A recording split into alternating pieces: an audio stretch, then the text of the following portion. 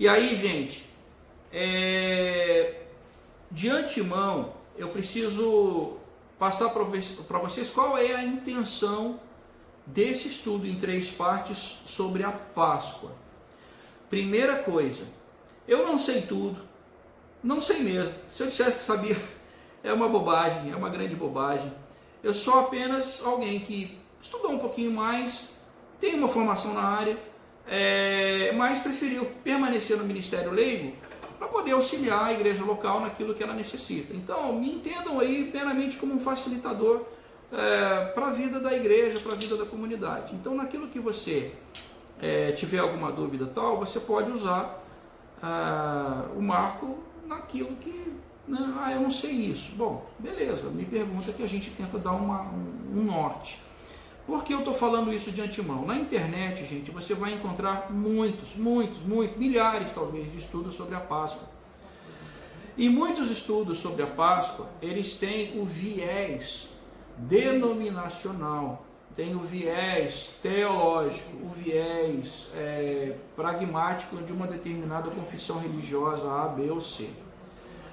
O que eu estou passando, o que eu vou compartilhar com vocês aqui é apenas fruto de uma reflexão calcada em cima da nossa vivência, da nossa teologia wesleyana, tá certo? Então, você que já é metodista a longa data, ou você que de repente não é metodista, nos encontrou aí pelo link do Face ou do Instagram, entenda o seguinte, nós somos calcados no texto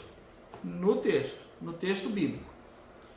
Mas a gente não tem a pretensão de transformá-lo num crente da igreja metodista. O que a gente quer é que você tenha acesso ao texto, que você conheça o texto e, mais do que isso, você tenha uma relação íntima com aquele que nós consideramos o grande inspirador do texto, certo?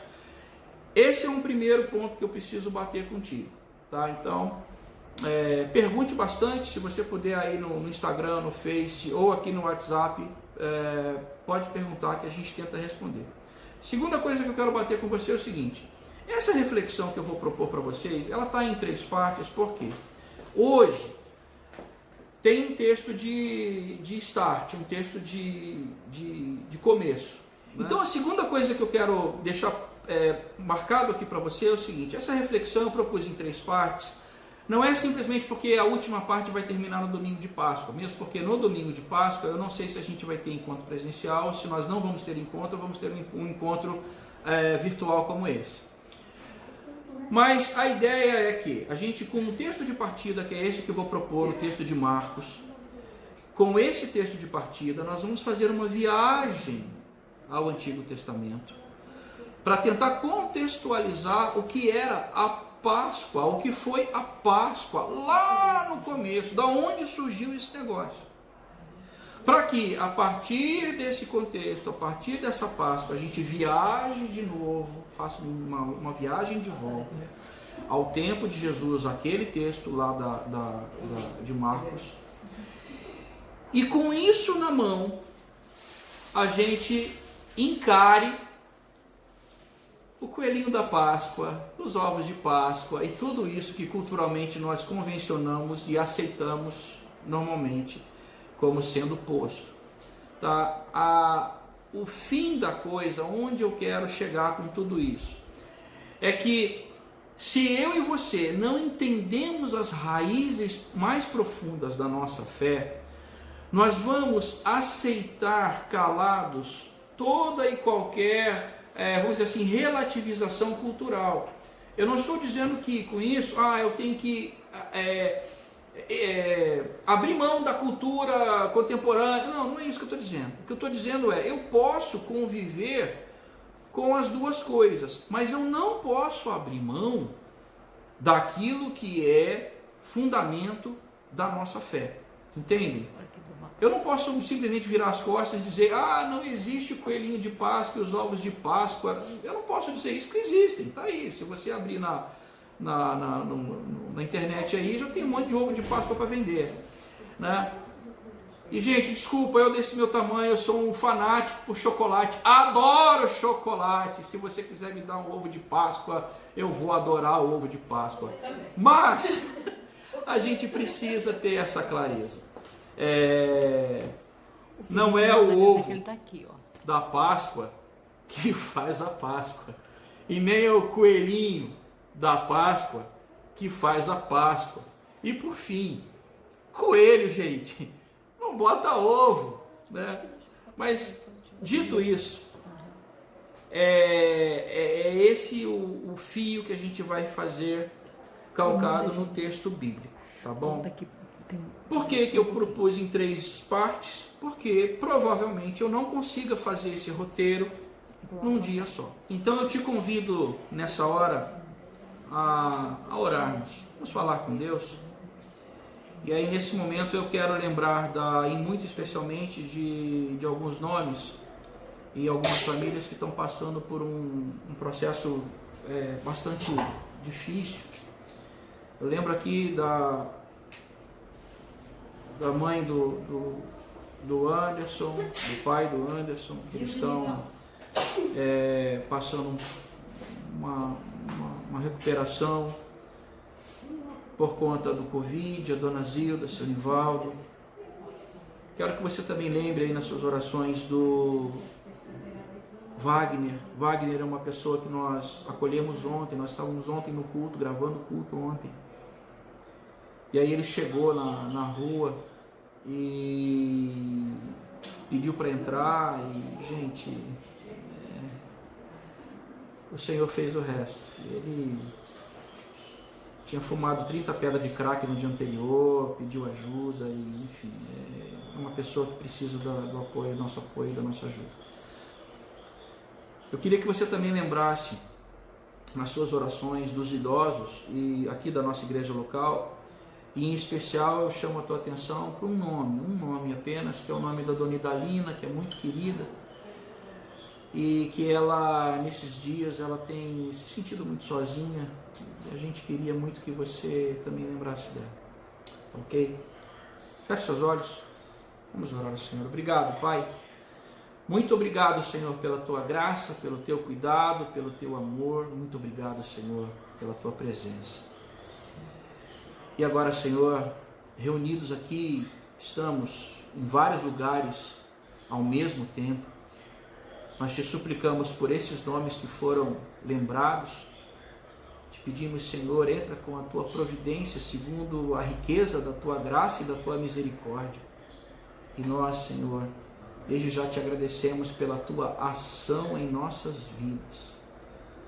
Nós colocamos esse encontro nas tuas mãos, te pedimos, Espírito Santo, ministra em nós, na profundidade que o Senhor puder em cada um de nós, na capacidade de cada um, e que o teu Espírito Santo fale muito além do que aquilo que a nossa voz seja capaz de transmitir. Por isso, nós te louvamos, Senhor, nessa manhã, porque somente o Senhor é capaz de fazer todas essas coisas. Em nome de Jesus nós te agradecemos. Amém e amém. Vamos lá, meu povo. Abra comigo, por favor. Evangelho segundo Marcos. Evangelho segundo Marcos, no capítulo 14. Marcos 14. Eu quero que você acompanhe comigo a partir do versículo 1. Marcos 14, 1. O texto diz, minhas irmãs, meus irmãos, que em Marcos 14, verso 1, que dali a 2 dias era a Páscoa e a festa dos pães asmos. E os principais sacerdotes e escribas procuravam como o prenderiam à traição e o matariam. Diziam entre eles, não durante a festa, para que não haja tumulto entre o povo. Acompanhem comigo ainda o versículo 12, que diz assim: e no primeiro dia da festa dos pães asmos, quando se fazia o sacrifício do cordeiro pascal, disseram-lhe seus discípulos, onde queres que vamos fazer os preparativos para comeres a Páscoa? Então enviou 2 dos seus discípulos, dizendo-lhes: ide à cidade e vos sairá ao encontro um homem trazendo um cântaro de água. Segui-o e dizei ao dono da casa onde ele entrar, que o mestre pergunta: onde é o meu aposento, no qual hei de comer a Páscoa com os meus discípulos? E ele vos mostrará um espaçoso cenáculo mobiliado e pronto, ali fazei os preparativos. Saíram, pois, os discípulos, foram à cidade, e achando tudo como Jesus lhes tinha dito, prepararam a Páscoa. Só até aí. Gente, olha o texto, e eu chamo a tua atenção a algumas situações aqui. A primeira diz respeito ao versículo 1 e ao versículo 12, que falam sobre 2 festas, que na verdade elas acabaram sendo congregadas num período só: a festa dos pães, chamados asmos, e a Páscoa, que para o judeu é o Pessá. Chama a tua atenção para algumas coisas que muitas vezes o pessoal, eu não sei, às vezes dá a impressão que o pessoal esquece. Gente, Jesus era judeu, Jesus não era cristão. Jesus, ele tinha a sua Bíblia era a Bíblia judaica, era a Torá, os profetas e os outros escritos, coisa que para o judeu eles chamavam de a Tanakh, né, que era a Torá, os Debirim e os Ketuvim. Ele seguia todos os seus ritos, os seus preceitos. Entre eles, eles guardavam as festas. Então, a festa dos pães asmos e a Páscoa era uma festa rememorada anualmente, parte integrante da sua cultura, de onde ele cresceu, viveu. Tanto é isso que eu chamo a tua atenção, eu não vou abrir os textos, mas tanto no Evangelho de Lucas quanto no Evangelho de Mateus, eles no começo dos evangelhos falam de como a família de Jesus ela valorizava a participação desses eventos. Jesus foi circuncidado, foi apresentado ao templo, apresentado ao templo circuncidado, depois apresentado ao templo ao 8º dia, depois circuncidado. Naquele episódio em que Jesus ele se perdeu, digamos assim, foi esquecido em Jerusalém numa das festas, ele foi esquecido, porque eles foram ao templo adorar, né? E a gente não pode esquecer isso. Então, o templo, as práticas judaicas e tudo mais eram profundamente pertinentes à vida de Jesus. E nesse momento aqui, não era diferente. Então, Jesus, o Evangelho de Lucas fala isso com muito mais ardor, né? É no Evangelho de Lucas que você vai encontrar um trecho em que diz: e dali em diante Jesus ele intentou resolutamente ir a Jerusalém. Isso a partir do Evangelho de Lucas. Há uma reflexão muito interessante, que depois eu posso passar para vocês pela lista, de um dos nossos bispos, bispo metodista, o bispo Paulo Lockman, que ele trabalha com muita profundidade essa questão de intentar ir a Jerusalém de forma resoluta, porque isso, para muitos bíblicos, para muitos críticos bíblicos, foi a partir dessa intenção resoluta que faz com que a paixão de Jesus, que nós vamos estudar um pouquinho, a paixão de Jesus ela aconteça. Então, eu não posso abrir mão, gente, absolutamente eu não posso abrir mão de entender que a Páscoa ou a festa dos pães asmos era uma prática absolutamente judaica e está calcada no judaísmo, tá certo? E é para lá que a gente vai agora. Abre comigo, por favor, no livro do Êxodo, lá no começo da Bíblia, Gênesis, Êxodo. E aí eu chamo a tua atenção para algumas coisinhas que são básicas, bem básicas. Eu não sei se tá aí no Face ou no Instagram, mas além da Ana Paula que está aí, algumas outras pessoas foram muito importantes na minha caminhada. E eu aprendi, gente, capítulo, versículo, essas coisas com um antigo professor de escola dominical meu, chamado Carlos Raposo. E a ele também a minha gratidão imensa por eu ser parte do que sou hoje, né? Então, eu me lembro que ele, nas aulas dele, ele parava, explicava capítulo, explicava versículo, por que vinha o número capítulo, por que vinha versículo. O Carlinhos, ele me ajudou, inclusive, a ler a Bíblia, a aprender a ler a Bíblia. Você, por exemplo, quando pega em Marcos, no capítulo 14 que nós lemos lá, provavelmente você vai encontrar o que a gente chama de nota de rodapé. Se você tiver um software como o da Sociedade Bíblica do Brasil, em que você faz a leitura, talvez tenha um izinho muito pequenininho lá, onde você dá um clique e aparece uma referência. No nosso tempo não tinha nada disso, era a nota de rodapé mesmo, de raiz, né? Hoje o pessoal mais tecnológico usa as referências nesse izinho. Mas aquela referência que está lá em Marcos, ela aponta para Êxodo. E aponta para esse texto de Êxodo que eu quero conversar com você. Êxodo, no capítulo 12, Êxodo 12, capítulo 12, verso 2. O texto diz, leia aí: este mês vos será o principal dos meses, o primeiro do ano.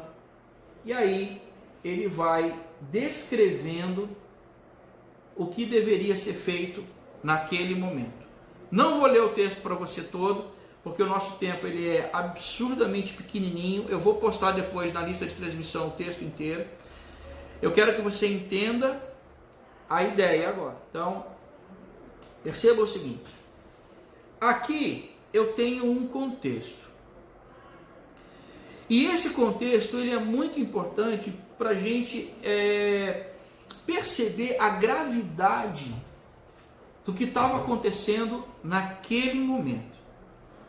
Quando você olha o texto aí na tua Bíblia, em Êxodo 12, eu estou lendo a instituição de um memorial que deveria ser seguido dali em diante por toda a história do povo, para que o povo se recordasse da libertação que aconteceria a partir dali.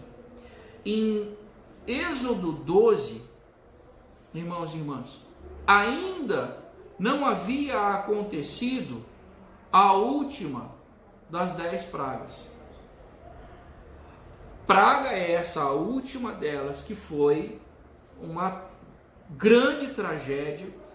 Segundo o relato bíblico, tragédia essa que não tinha acontecido nem antes, nem aconteceria jamais naquela terra chamada Egito. Hoje, gente, Egito, um país, e esse texto está distante de nós muito tempo, algo em torno de 2.500 anos. Você veja que é uma ideia posta como um relato histórico, mas também uma profecia, dizendo, isso nunca aconteceu e nunca acontecerá. Depois eu te dou a relação do texto para você. Quando você olha Êxodo 12 e você olha para trás o que você encontra no texto? Você vai encontrar o anúncio, no capítulo 11, o anúncio da décima praga.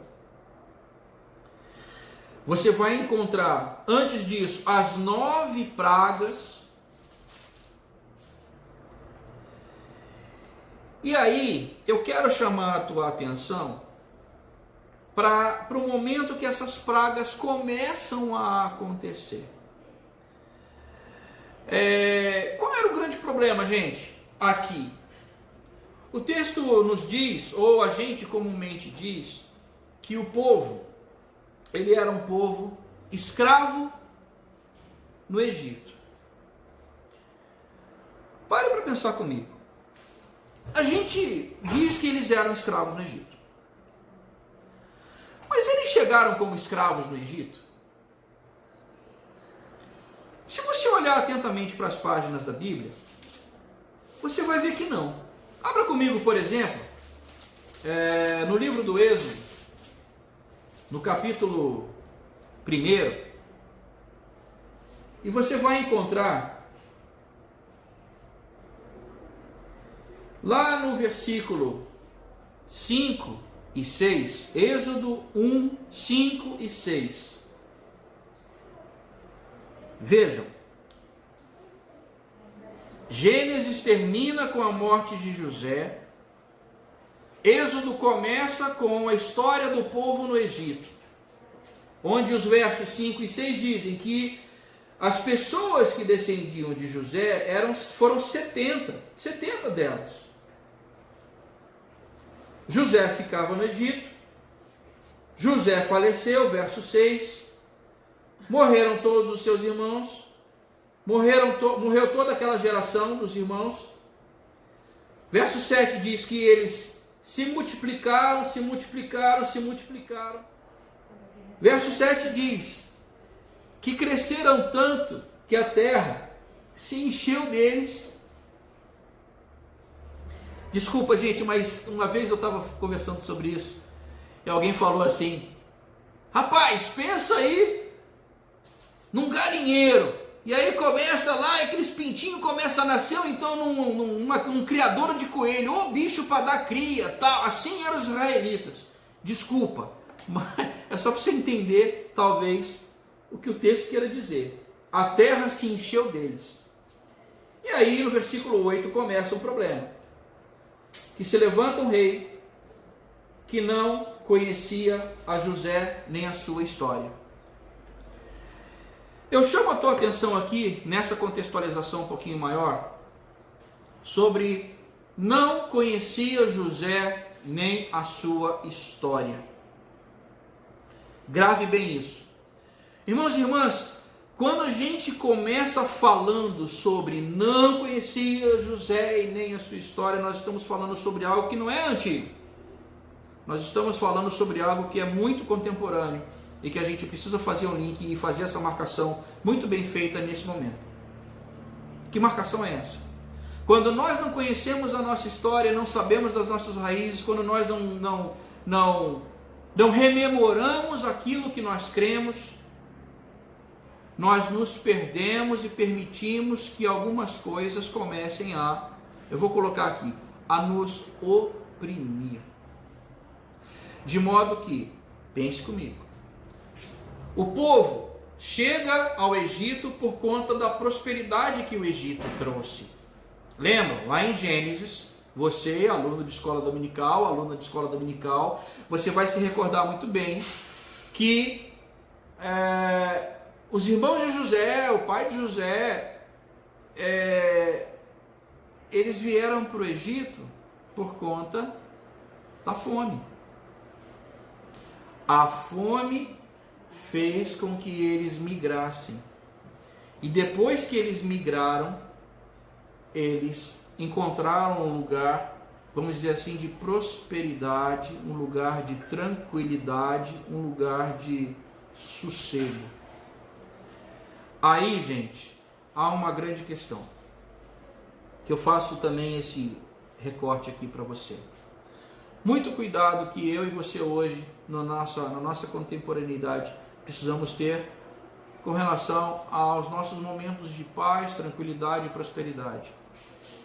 A nossa prosperidade não pode ser motivo, objeto, para que nos esqueçamos de onde nós viemos. Então hoje, quem eu sou, quem você é, quem nós somos, de onde nós viemos, como nós, enfim, tudo isso nós precisamos entender sim como bênção de Deus, mas a gente não pode abrir mão de lembrar de onde nós viemos. Quando a gente abre mão disso, nós perdemos parte da nossa história. e deixamos que outros valores, grave bem isso, valores, eles a gente os absorva. E à medida que nós absorvemos esses outros valores, eles começam a, vamos dizer assim, criar uma certa amálgama. Em algum momento isso vai me gerar algum tipo de problema, porque essa amálgama vai me fazer esquecer de onde eu vim. Olhe para o texto e você vai ver que lá no Êxodo, o que acontece é o esquecimento. Esquecimento das nossas tradições. O povo judeu começa a sofrer por conta do esquecimento das suas tradições. Olha o texto. No versículo seguinte, versículo 9 e em diante, qual era a questão? Esse povo cresceu demais. Eles eram peregrinos, aliás, eles eram estrangeiros, migrantes, chegaram aqui, hoje tem muito mais israelita do que egípcio. Se esse povo quiser fazer guerra contra a gente, vai ser um problema. Se nós formos atacados por outra sociedade aqui, a gente também vai ter um problema. E como é que a gente vai fazer? Bom, vamos fazer o seguinte, vamos botar esse povo para trabalhar. Olha aí o texto, versículo 11. Puseram sobre eles feitores de obras para os afligirem com as suas cargas. E por aí vai. Versículo 14. Lhes fizeram amargar a vida com dura servidão, em barro, tijolo, com trabalho no campo e em serviço, com todo o serviço em que na tirania os serviram. O que acontece? Lembre, o povo chega como escravo? Não, o povo não chega como escravo. Mas, na lida diária, o governo egípcio começa a colocar sobre eles, aqui a palavra, a expressão é feitores, encarregados, chefes, que os faziam trabalhar porque eles precisavam trabalhar. Essa condição aqui, meus irmãos e minhas irmãs, eu diria para você que é uma condição que hoje talvez nós chamaríamos uma condição análoga à da escravidão. Por quê? Eles tinham que comer, tinham que beber, tinham onde morar. Não vieram para o Egito forçados, vieram por livre e espontânea vontade, mas aquela condição os fez tornarem-se escravos. Escravos de quê? O texto diz: escravos do trabalho. Faço outro recorte aqui. Há alguma semelhança? Você não acha que a gente guarda no nosso mundo contemporâneo, tudo isso que eles viviam, não guarda uma certa, vamos dizer assim, uma certa similitude? Porque hoje o que nós mais conhecemos são pessoas que trabalham, mas são livres. Mas elas precisam trabalhar porque elas precisam comer, precisam morar, precisam pagar conta, porque a vida do povo é pagar boleto. Vem a fatura do cartão de crédito, eu tenho agora o cheque caiu em desuso, né? Hoje. Mas aí por conta disso, nós trabalhamos para pagar contas, nós trabalhamos, e sempre o trabalho, ele vai ocupar espaço da nossa vida contemporânea, de modo que muitos e muitas de nós nos tornamos, eu vou colocar entre aspas, escravos e escravas de um trabalho, e que sem ele, por conta do estilo de vida que nós galgamos, nós já não conseguimos mais nos enxergar. Percebem? Aqui, eu não estou dizendo que isso está errado, que isso está certo. Eu estou apenas fazendo um recorte de uma mera constatação de algo que é muito similar ao que aconteceu. Aí, isso eu estou dizendo para que a gente compreenda por quanto tempo isso aconteceu. O texto diz, eu vou deixar todos esses textos depois na lista de transmissão, tá ok? A gente também, se puder, deixar lá no Facebook. O pessoal do Instagram eu não consigo deixar, não consigo, né? Não, mas no Facebook eu consigo. Tá? Eu passo na lista de transmissão. O texto diz que eles ficaram nessa condição cerca de 430 anos. Quantas gerações? 430 anos. Se esquecendo das suas raízes, se esquecendo das suas tradições, abrindo mão da sua memória, da sua história e se submetendo a um jugo de trabalho que os levou a uma condição análoga à da escravidão. Aí é que vem a grande virada. Chama a tua atenção, olha para o texto. Capítulo 3, versículo 9. Capítulo 3, versículo 9 de Êxodo. Êxodo 3, 9. Êxodo 3, 9.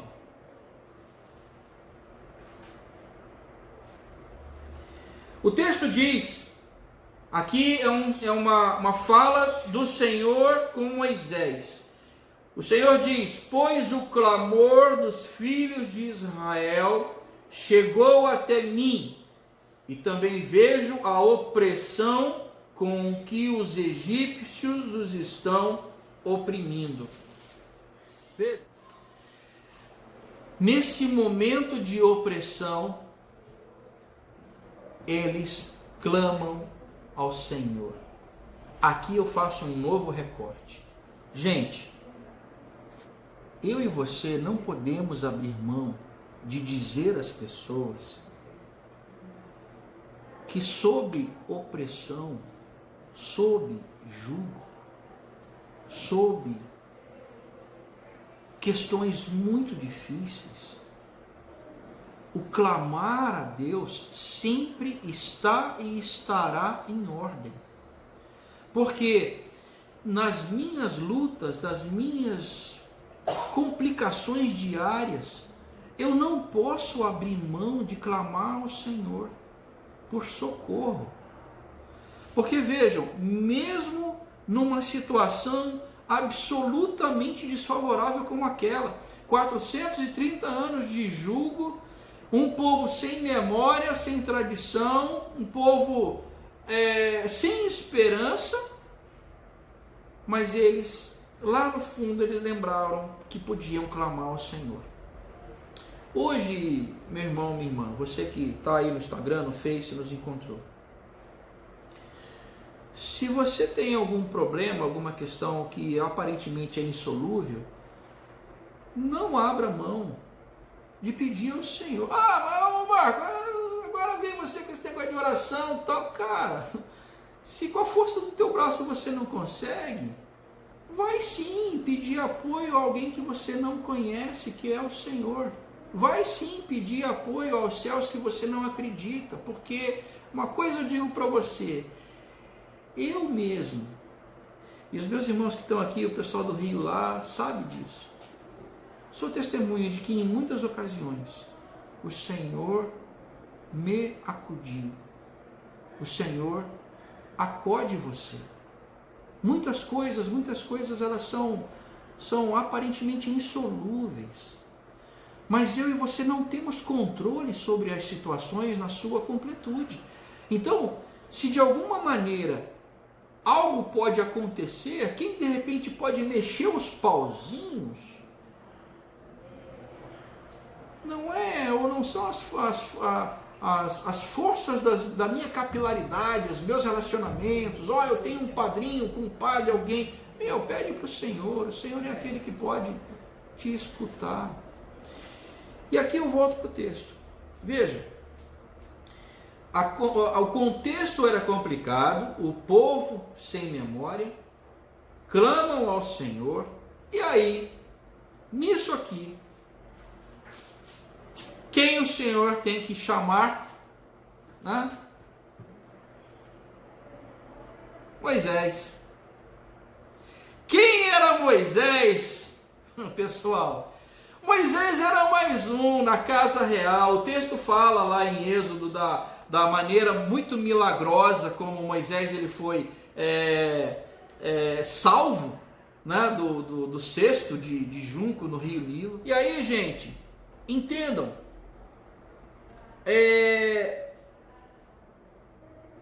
Moisés foi alguém que, crescendo na casa real, recebeu o que de melhor a cultura judaica, a cultura egípcia e a educação egípcia poderiam ter proporcionado. Mas quem foi a sua, vamos dizer assim, a sua ama de criação? O texto diz que foi a própria mãe de Moisés, que certamente trouxe a ele alguns valores daquela cultura, daquela tradição esquecida, de modo que quando Moisés, ele lá na frente tem um encontro com o Senhor, ele sabia quem era o Senhor. E aqui eu faço uma nova parada para refletir contigo mais uma pequena questão. Puxa pela tua memória, você que ou foi aluno de escola dominical. Com quantos anos Moisés, ele sai do Egito e vai para o deserto fugido de Faraó? Quem lembra?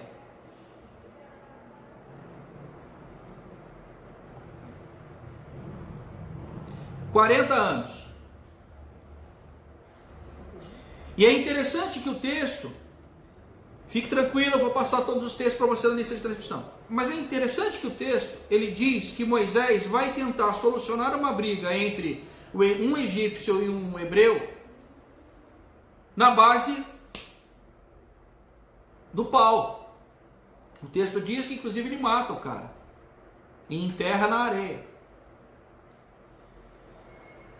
Quando descobrem, ele sai fora, porque ele tinha medo de morrer, e foge para o deserto.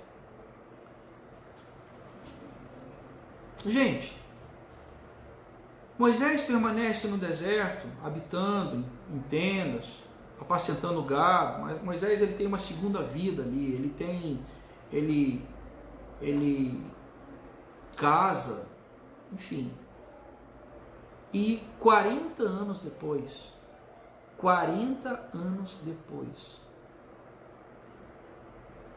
ele tem aquele encontro que a gente vê em Êxodo, no capítulo 3. 40 anos depois. Então ele tem 40 anos recebendo o melhor da educação egípcia. Há um recorte. Depois ele foge e tem 40 anos sendo, eu vou colocar assim, reaprendendo a vida. Até que ele tem um encontro com o Senhor. E o Senhor o chama para uma tarefa, que era aquela que nós lemos. Acompanhe comigo o texto. Êxodo capítulo 3, nós lemos o versículo 9. Leia comigo Êxodo 3:10. Êxodo 3:10. E aí o Senhor chamando Moisés para uma tarefa, para uma missão. Êxodo 3:10. Vem agora, e eu te enviarei a quem? A Faraó. O cara fugiu do cara, meu. Já tudo bem, morreu o Faraó, mas era outro. Mas era Faraó. Eu te enviarei a Faraó para que tires o meu povo, os filhos de Israel, do Egito. Aí o resto do diálogo você já sabe. Parece uma ironia, gente, que o Senhor chama alguém que foge do Egito, não quer mais voltar para o Egito. Alguém que 80 anos de idade, aparentemente velho, mas é esse que o Senhor chama, porque talvez o Senhor, naquele espectro ali presente, ele deve ter olhado ali, vamos brincar, sabe aquela história de onde está o Wally, né? Onde está? Achei esse cara aqui. Puta, mas o cara está no meio do deserto aqui, está escondido numa... pai, está lá escondido, não, é você, vem cá. E aí encontra o cara. Aqui eu quero fazer pelo menos uns 2 ou 3 recortes contigo, que é muito importante para a gente compreender o quão grande é esse quadro, essa pintura, que vai culminar com o que a gente chama de instituição da Páscoa.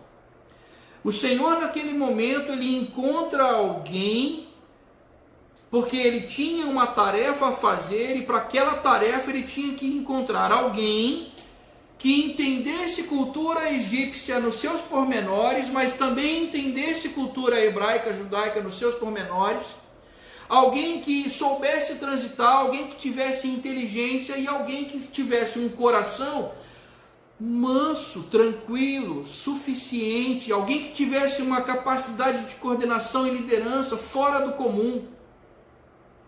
E o Senhor vai encontrar esse camarada escondido lá numa tenda, no meio de um deserto, apacentando gado. Qual o recorte que eu faço aqui para o nosso tempo moderno, e é algo que você que está aí no Instagram, no Facebook, também pode partilhar para quem você conhece. Existem tarefas que são tão específicas, mas tão específicas, gente, que só você pode desempenhar. Por isso que muitas vezes a gente vive dizendo que dom e talento é algo que, talento é natural, dom é extraordinário, mas o Senhor ele vai acumular as pessoas com o dom e o talento necessários para uma determinada tarefa. Então o meu dom é o meu dom, o dom do fulano é o dom do fulano. Muitas vezes o que acontece é que a gente às vezes olha o dom do fulano, o dom da fulana, o dom da beltrana. Ai, como é bonito, eu queria aquele dom. Camarada, mas você não foi chamado para aquilo.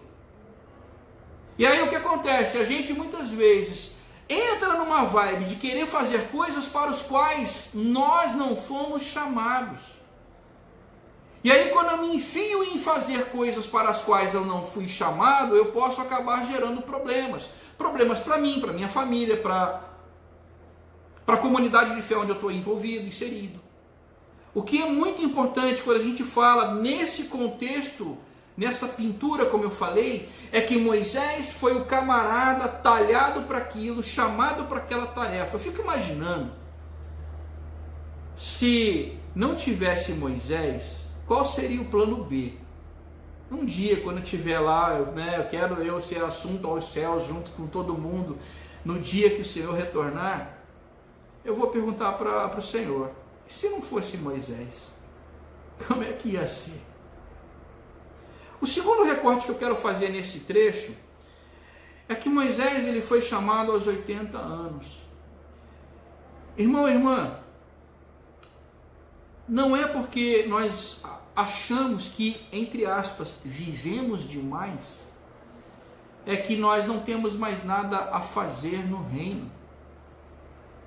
Assim como Moisés, que foi chamado na sua maturidade, existem tantas outras personagens nas páginas da Bíblia, em que nós percebemos que eles foram chamados na sua maturidade, na sua velhice. Muitas vezes é a maturidade que nos faz enxergar, perceber coisas que na nossa juventude nós não enxergamos. E aqui, com muito carinho, com muito amor, com muito afeto, eu chamo principalmente a atenção àqueles e aquelas que almejam posições, aspiram posições, vamos dizer assim, de governo, liderança. Se o Senhor não te chamou para isso, vê para que o Senhor te chamou. Muitas vezes alguém muito novo, muito nova, que não foi chamado para aquela tarefa, acaba se tornando um verdadeiro rolo compressor sobre vida de pessoas. Isso vale para pastores, pastoras, líderes, governos. E aí, na medida em que eu não tenho a maturidade para enxergar, não tenho a percepção para intuir, eu posso me tornar um déspota, posso me tornar uma autoritária na vida daquela pessoa. Por isso que a gente precisa valorizar a maturidade. Precisamos valorizar os cabelos brancos. Como o Provérbios diz, as cãs, que são os cabelos brancos. Bom, feito isso e dito isso, Moisés foi chamado, tem um encontro e atende ao encontro. A partir daí, a história, ela se conecta. Quando começa, vamos dizer assim, o ministério de Moisés, ele começa o ministério já anunciando que Deus ia fazer algumas coisas no Egito, para que o povo pudesse sair do Egito. E olhe comigo, por favor, Êxodo, no capítulo 5, versículo 3, o texto diz que o que os hebreus pediam, eles pediam: deixa-nos ir caminho de 3 dias para que adoremos. O pedido era esse: nós queremos parar para adorar. E Faraó não deixa. E ele diz, versículo 4, perguntando por que eles vão parar a tarefa, por que eles vão parar o trabalho. E a partir daí o texto vai dizer várias vezes que o coração de Faraó estava endurecido e não ia deixar o povo ir. Daí para frente você vai ver as 10 pragas e a 10ª, antes da 10ª, a menção sobre a festa dos pães asmos, das ervas amargas e então a Páscoa. Aqui eu preciso fazer a parada, e porque a gente já está falando há 1 hora, tá certo? E é o que a gente tinha combinado, que a gente ia parar às 11 horas, tá bom?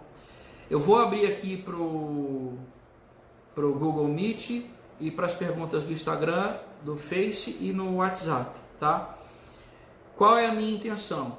A gente vai parar agora. Domingo que vem a gente continua a conversa.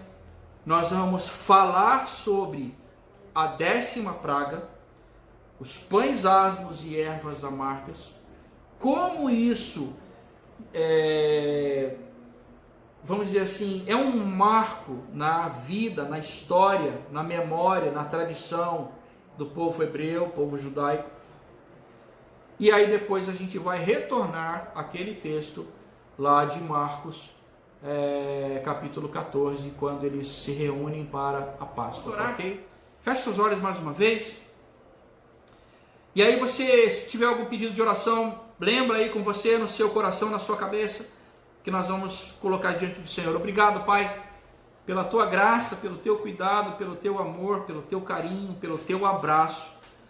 Nós Te louvamos, Senhor, e Te pedimos que ao longo dessa semana, todas essas palavras, elas sejam fixadas profundamente nos nossos corações e nas nossas mentes. Te pedimos, Pai, e intercedemos por cada prece, por cada motivo de oração posto nesse momento, por cada pessoa que nos assiste. O Senhor, que é onisciente, conhecedor de todas as coisas. Olha, Pai, com a tua misericórdia e com a tua graça, nós te pedimos providência nisso. E é em nome de Jesus que nós oramos. Amém e amém. Que o Senhor te abençoe, meu irmão, minha irmã. Que o Senhor te abençoe. Você que nos assistiu, você que nos acompanhou. Muito obrigado, gente. Até domingo que vem.